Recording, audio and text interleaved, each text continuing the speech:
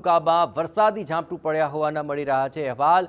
અહીં દેગમડા, પાંડરવાડા અને આ સહિતના અન્ય ગ્રામ્ય વિસ્તારોની અંદર પણ વરસાદી ઝાપટા પડી રહ્યા છે।